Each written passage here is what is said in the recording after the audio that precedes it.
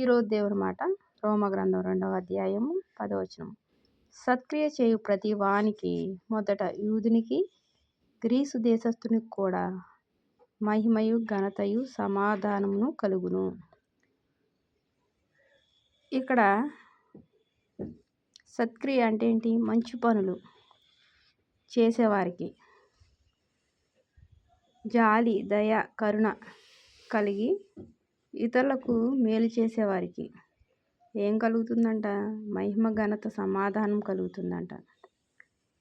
సత్క్రియ చేయు ప్రతి వానికి, మొదట యూదునికి, మొదట దేవుని ఆత్మ కలిగిన వారికి, ఆ తర్వాత గ్రీసు దేశస్థుని కూడా మహిమయు ఘనతయు సమాధానమును కలుగును.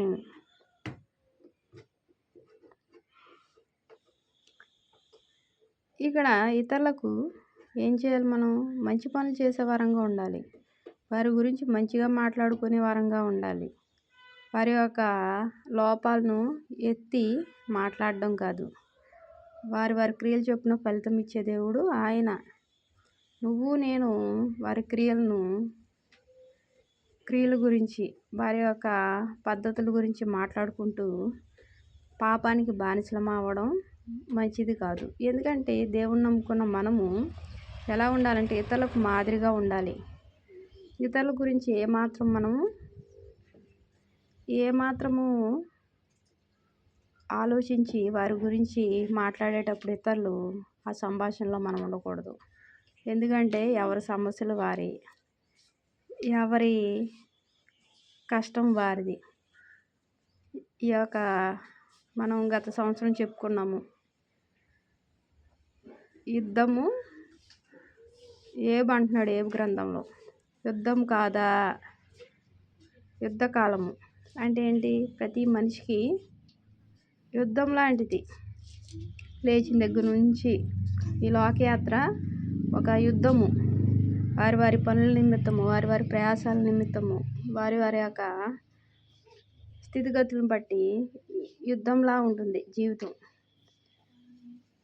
ఏదున్నా ఏది లేకపోయినప్పటికీ ఆడవారి పనులు ఆడవారికి యుద్ధంలా ఉంటుంది, మగవారి పనులు మగవారికి యుద్ధంలా ఉంటుంది.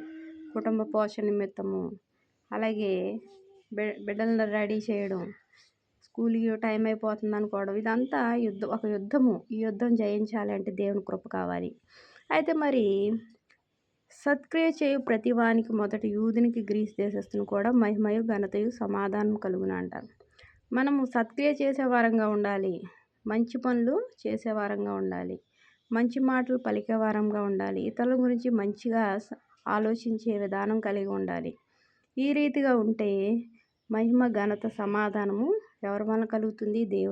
దేవుని వలన కలుగుతుంది. దేవుడు మన మనసులను పరిశీలించే దేవుడు. మన యొక్క మనసులు, మన యొక్క ఆలోచన ఇతరులకు తెలియదు, కానీ దేవునికి సమస్తము తెలుసు. ఎవరి గురించి ఏమనుకుంటున్నాము, ఎవరి గురించి ఏం ఆలోచిస్తున్నాము, ఎవరి గురించి మనం మంచిగా మాట్లాడుతున్నామా, చెడుగా మాట్లాడుతున్నామా, ఇవన్నీ ఆయన లిస్టులో రాసుకుంటూ ఉంటాడు. అయితే మనము సత్క్రియ చేసే వారంగా మన యొక్క ఆలోచన విధానం దగ్గర నుంచి మనము ఇతరులకు వీలైనంత మట్టుకు మేలు చేసే వారంగా ఉండాలి. కానీ ఏమాత్రం వారి గురించి చెడుగా మాట్లాడుకోవడం, చెడుగా ఉద్దేశించడం, చెడుగా చేయకూడదు. అది ఏమాత్రము దేవుడు ఇష్టపడడు. దేవుని వల్ల సమాధానము, మహిమ, ఘనత కావాలి అంటే ఆయన సమాధానానికి కర్త.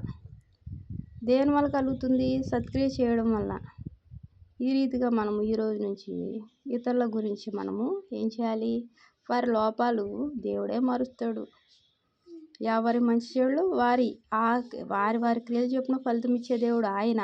మనమందరము మనుషులము, మనందరం ఒకటే. కులమత భేదాలు ఏమీ లేవు, అందరము ఒక్కటే. దేవుడు అనుగ్రహించిన మహిమను పొందలేని పరిస్థితిలో ఉండకుండా పొందే పరిస్థితిలో ఉంటే దేవుడు మరింత ఆశీర్వదించి నన్ను వాక్యం వింటున్న మనందరినీ దీవిస్తాడు. దేవునికి వందనాలు. ప్రార్థన. మహాప్రేమ గల తండ్రి, కృపగల దయమాడ సర్వశక్తిమంతుడా, నీకు ఎన్నో వందనాలు, స్తోత్రాలయ్యా. సత్క్రియ చేయు ప్రతి వానికి ప్రభు నాయన తండ్రి, మహిమ, ఘనత, సమాధానం అన్నావు తండ్రి.